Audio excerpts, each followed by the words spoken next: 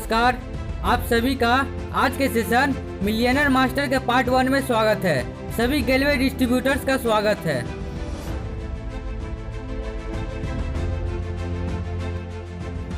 तो चलिए सबसे पहले आप लोगों से कुछ प्रश्न पूछता हूँ। आप सभी ने गेलवे की बिजनेस प्रेजेंटेशन देखी होगी। आपको बिजनेस प्रेजेंटेशन में क्या अच्छा लगा जिससे आपने ग्लेज बिजनेस को चुना? ग्लेज बिजनेस को चुनते समय आपका क्या नजरिया था, क्या एटीट्यूड था? पहले मैं आपको अपनी कहानी बताता हूँ और इन सवालों को उत्तर देता हूँ। डायरेक्ट सेलिंग इंडस्ट्री में मेरे अपने अनुभव। 1999 ईस्वी में यानी कि 21 साल पहले मैंने एक डायरेक्ट सेलिंग कंपनी की बिजनेस प्रेजेंटेशन देखी। मुझे दो चीजें सबसे ज्यादा अच्छी लगी, पहला प्रोडक्ट और दूसरा कंपनी का बिजनेस प्लान। बिजनेस प्लान की वजह से वहाँ लोग अच्छा पैसा कमा रहे थे। मैंने उनके चेक देखे, उनकी गाड़ियाँ देखी, मैगनीज में उनके फोटो देखे। उनके पास वो सब था जिसका मैं सपना देखता हूँ। इसलिए मैंने तय किया कि मुझे बिजनेस करना चाहिए। मेरे मन की शंकाएं। मैं उत्साहित होकर घर आया, परंतु बहुत सारी शंकाएं भी थी। पहली बात यह थी कि पता नहीं कंपनी कैसी है, कंपनी कहीं फ्रॉड तो नहीं है, कंपनी भाग तो नहीं जाएगी। 2 नंबर बातें, वे लोग जिनके मैगजीन में फोटो है, बड़े बड़े चेक है, गाड़ी है, क्या वो रियल है? कहीं कंपनी ने तो नहीं खड़ा कर दिया।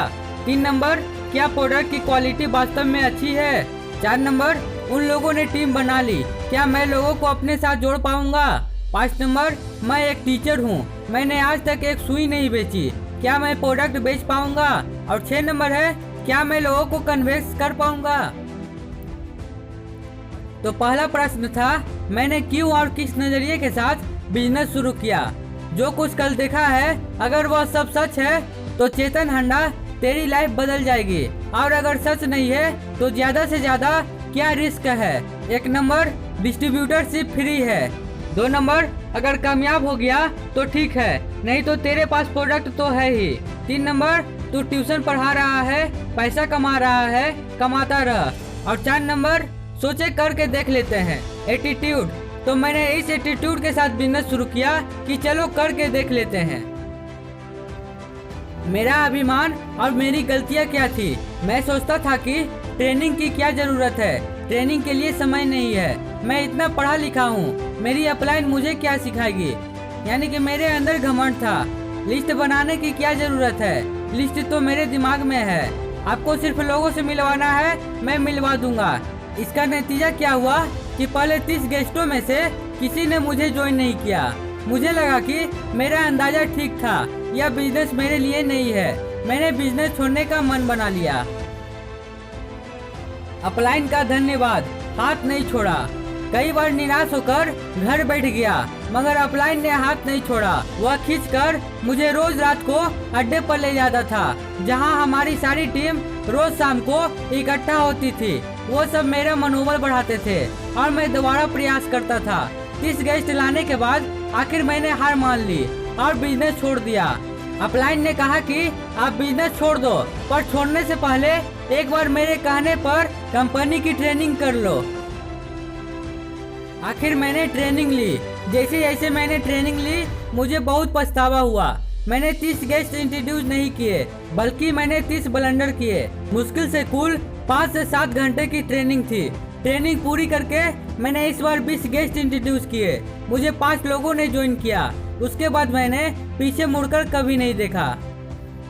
इसका निष्कर्ष क्या हुआ कि मैंने यह बिजनेस आधे अधूरे विश्वास, शंकाओं और करके देख लेते हैं इस एटीट्यूड के साथ शुरू किया। जिस बिजनेस, कंपनी और प्रोडक्ट पर आपको खुद विश्वास नहीं, क्या उसे आपको अपने दोस्तों और करीबियों को देना चाहिए?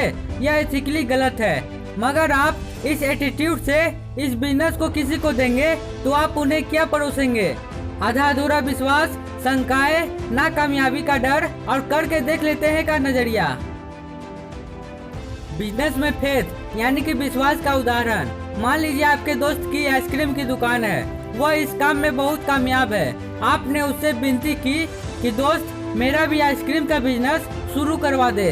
अगर वह आपको बोले कि तू चिंता मत कर, तू आइसक्रीम का काम शुरू कर, मैं तुझे सब कुछ सिखाऊंगा, पूरे दिल से मदद करूंगा, बस तुझे 20 लाख रुपए इन्वेस्ट करने हैं, तेरे आइसक्रीम के बिजनेस में सफल होने की गारंटी मेरी है। तो प्रश्न ये आता है कि आप उसकी बात पर इन्वेस्ट करेंगे या नहीं। तो आप 100% करेंगे। उसका आत्मविश्वास, उसका बिजनेस पर भरोसा उसकी आंखों से बोलेगा। आधा अधूरा विश्वास बिजनेस में फेल होने की 100% गारंटी है। 99% लोग इस बिजनेस को आधे अधूरे विश्वास के साथ और ट्राई करके देख लेते हैं, इस एटीट्यूड के साथ शुरू करते हैं। 1 घंटे के बिजनेस प्रेजेंटेशन में आपको 100% विश्वास आ भी नहीं सकता है। अगर आप सफल होना चाहते हैं तो पहले इस आधे अधूरे विश्वास को 100% विश्वास में बदलना होगा। जब आपको कंपनी पर, प्रोडक्ट पर, बिजनेस प्रेजेंटेशन में कही गई हर बात पर 100% भरोसा हो जाए, तभी आपको यह बिजनेस करना चाहिए। तो प्रश्न ये आता है कि 100% भरोसा आएगा कैसे। तो ये भरोसा पहला ट्रेनिंग से और दूसरा अनुभव से आएगा। तो ट्रेनिंग से कैसे आएगा? तो 70% भरोसा आपको कंपनी की सभी ट्रेनिंग लेने पर आएगा।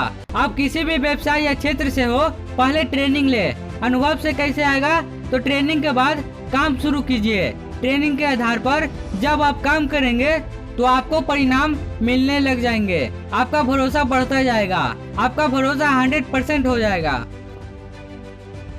इसके बाद प्रश्न आता है, आपको अनुभव के अलावा दूसरी चीज इस बिजनेस में कामयाब होने के लिए क्या चाहिए? तो कमिटमेंट के साथ वक्त देना है। कम इन्वेस्टमेंट की वजह से लोग इस बिजनेस को सीरियसली नहीं लेते हैं। इस बिजनेस का नेगेटिव पॉइंट यह है कि इसमें इन्वेस्टमेंट नहीं है। अगर आप 20-25 लाख रुपए लगाकर दुकान खोलेंगे तो उस बिजनेस को पूरे कमिटमेंट के साथ सुबह 8 बजे से रात 8 बजे तक का समय बिना किसी छुट्टी के देंगे। अगर उतना ही सीरियसली आप इस बिजनेस को लेंगे तो यह आपको कभी निराश नहीं करेगा। पार्ट टाइम काम मगर कमिटमेंट के साथ। अगर आपने पार्ट टाइम काम का कमिटमेंट किया है तो आपको रोज 2 से 3 घंटे पूरी सीरियसनेस के साथ इस बिजनेस को देने हैं। आपको कम से कम 3 साल इस बिजनेस को देने हैं। पहले साल चट्टी, दूसरे साल खट्टी और तीसरे साल हट्टी। अगर आप ट्रेनिंग लेकर पूरे कमिटमेंट के साथ इस बिजनेस को 3 साल देंगे तो आपको यह बिजनेस निराश नहीं करेगा। अब बात आता है, इस बिजनेस में कुछ लोग फेल क्यों हो जाते हैं। तो लोग फेल नहीं होते, वह इसे सीरियस नहीं लेते हैं, ट्रेनिंग नहीं करते हैं, बिजनेस को कमिटमेंट के साथ समय नहीं देते हैं। वह फेल नहीं होते, वह पहले महीने में बिना ट्रेनिंग ट्राई करके देखते हैं और छोड़ देते हैं। वह इस बिजनेस को लॉटरी की तरह लेते हैं। आपको ऐसे लोग ना के बराबर मिलेंगे। ट्रेनिंग ली, 3 साल कमिटमेंट के साथ काम किया और बिजनेस छोड़ दिया। इसके बाद प्रश्न आता है, भरोसा और कमिटमेंट के अलावा तीसरी चीज इस बिजनेस में सफल होने के लिए क्या चाहिए। तो तीसरी चीज जो आपको चाहिए वो है एक सपना, आपका अपना सपना। सपने से प्यार होना चाहिए। जैसे एक लड़के का एक लड़की से सच्चा प्यार होता है, वो उसे पाने के लिए सारी दुनिया से लड़ जाता है। मेरा सपना था, मुझे एक छोटा सा घर चाहिए था और उस सपने के लिए मैं इस बिजनेस में संघर्ष करता रहा। पहले 5 साल में मेरा सपना पूरा हो गया। आपका सपना कुछ भी हो सकता है। किसी के लिए घर का सपना होता है, तो किसी के लिए कार का, तो किसी का सपना सोशल वर्क करने का हो सकता है। कोई अनाथालय बनाना चाहता है, कोई वृद्धाश्रम बनाना चाहता है, कोई गरीबों के लिए अस्पताल बनाना चाहता है। एक सच्चा सपना देखे जिसे आप दिल से प्यार करें, जिसके लिए हर चैलेंज स्वीकार करने को तैयार रहे। सपने आपको लड़ने की प्रेरणा देते हैं। अपने सपने को पूरा होते देखे। सपने को विजुअलाइज कैसे करते हैं। मान लीजिए आपका सपना है, आप एक कार खरीदना चाहते हैं। आपको कौन सी कार खरीदनी है, कौन सी कंपनी, कौन सा मॉडल, कौन सा कलर, ये पता होना चाहिए। मुझे सफेद रंग की मारुति स्विफ्ट कार खरीदनी है। इस सपने को विजुअलाइज करने के लिए इस कार की एक फोटो अपने बेडरूम की दीवार पर लगा दे, अपने फोन के स्क्रीन सेवर पर लगाए। अगर हो सके तो कार के शोरूम पर जाए और इस कार में बैठकर फोटो खिंचवाए, वह फोटो लगाए। यह आपको हमेशा जगा कर रखेगा। आपका सपना आपकी सबसे बड़ी ताकत है। वह आपसे सब कुछ करवाएगा जो इस बिजनेस में सफल होने के लिए आपको चाहिए। इसके साथ मैं भाग 1 समाप्त करता हूँ। इसके बाद भाग 2 जल्द ही आएगी। भाग 2 देखने के लिए आप इस चैनल को सब्सक्राइब जरूर करें और बेल आइकन को भी दबाएं, ताकि आने वाले नए वीडियो का नोटिफिकेशन आप तक सबसे पहले पहुँच सके। Thank you so much.